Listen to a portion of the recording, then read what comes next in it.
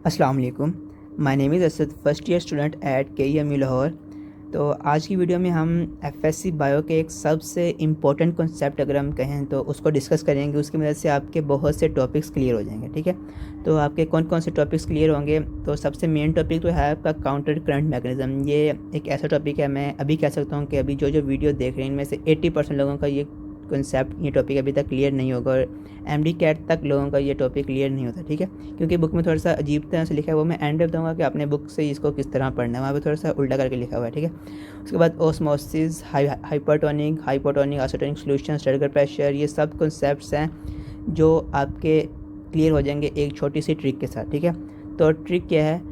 Trick बहुत ही simple सी है। Trick ये है कि water molecules are like boys and solute molecules are like girls. ठीक है, ये बात समझ में आ गई। इसको याद कर लें, समझ लें, रटल गा लें। बस ये दो लाइनें आपको आपके माइंड में बैठ जानी चाहिए। ठीक है, अब बॉयज़ की नेचर का सबको पता है, बॉयज़ गर्ल्स को फॉलो करते हैं। लाइक जब गर्ल्स कॉलेज के सामने छुट्टी होती है तो गेट के सामने बॉयज़ ही बॉयज़ होते हैं। ठीक है, तो इतना सा आपने याद रखना है कि boys will always follow girls, boys girls को फॉलो करते हैं। ठीक है, अब ये तो हो गया बॉयज़ और गर्ल्स की बात। अब MD-CAT में बॉयज़ और गर्ल्स नहीं आनी है, MD-CAT में आना है वाटर और सोल्यूट। ठीक है, तो वाटर अब सोल्यूट को फॉलो करेगा। जहाँ पे सोल्यूट ज़्यादा होगा वाटर वहाँ पे जाएगा। अगर सोल्यूट इस तरफ को मूव कर रहा है तो वाटर भी इसके पीछे पीछे इस तरफ को मूव करना शुरू हो जाएगा। अगर सोल्यूट ऊपर जा रहा है वाटर भी उसके पीछे पीछे ऊपर जाना शुरू हो जाएगा। ठीक है, ये बात समझ में आ गई। ये था मेन कॉन्सेप्ट। ठीक हो गया। अब चलते हैं, इसको हम पहले ओस्मोसिस पे अप्लाई करते हैं। ठीक है, ओस्मोसिस की क्या डेफिनेशन है वो तो मुझे बताने की ज़रूरत नहीं है। एक दफ़ा आप डेफिनेशन को माइंड से निकालें, जो अभी हमने कॉन्सेप्ट पढ़ा है उसकी मदद से देखते हैं कि क्या कॉन्सेप्ट यहाँ पे अप्लाई होता है।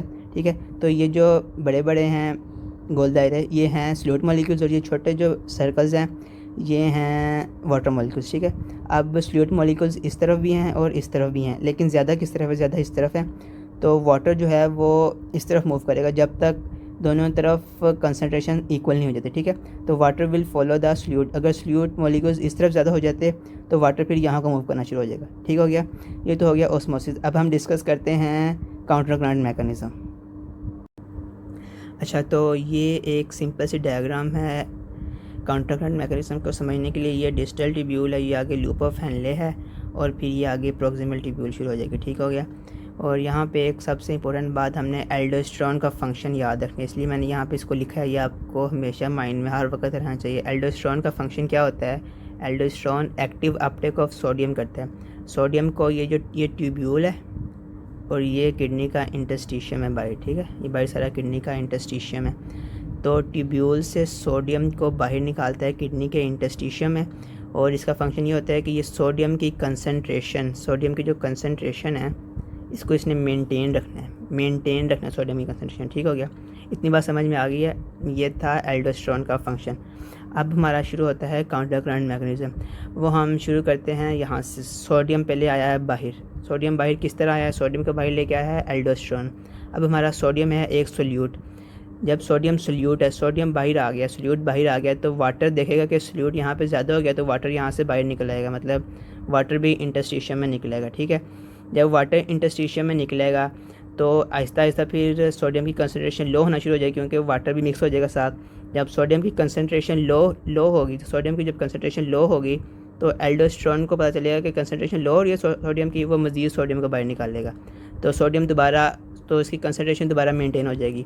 जब मज़ीद सोडियम बाहर निकलेगा तो मज़ीद वाटर यहाँ से सोडियम को फॉलो करता हुआ बाहर निकलेगा। ठीक है, तो जब मज़ीद वाटर बाहर निकलेगा तो कंसनट्रेशन दोबारा लो हो जाएगी, तो दोबारा एल्डोस्टेरोन सोडियम को बाहर निकालेगा, तो यहाँ से दोबारा वाटर बाहर निकलेगा। तो इस तरह ये साइकिल चलता रहेगा और आपकी किडनी 99.9% फिल्ट्रेट को यहाँ से रीअब्जॉर्ब कर लेगी और आपके वाटर को ज़ाया होने से बचा लेगी। ठीक हो गया, ये था काउंटर करंट मैकेनिज़्म, जो बहुत ही सिंपल है और ये बहुत से बच्चों को ये कॉन्सेप्ट क्लियर नहीं होता क्योंकि बुक में थोड़ा सा ना उल्टा सा लिखा हुआ है। ठीक है, और इसमें ये एक और बात याद आपने रखनी है कि जैसे जैसे हम डीप जाते हैं किडनी के इंटरस्टिशियम में, तो यहाँ पे यूरिया की कंसनट्रेशन या डिफरेंट साल्ट की कंसनट्रेशन जो होती है ये इंक्रीज़ करती जाती है। इसलिए पहले कम वाटर बाहर निकला था, जैसे जैसे नीचे जा रहे हैं साल्ट ज़्यादा हो रहे हैं, मतलब सोल्यूट ज़्यादा हो रहे हैं, इसलिए वाटर की कंसनट्रेशन भी वाटर जो बाहर की निकल रहा है उसकी अमाउंट भी ज़्यादा होती जा रही है, ठीक है।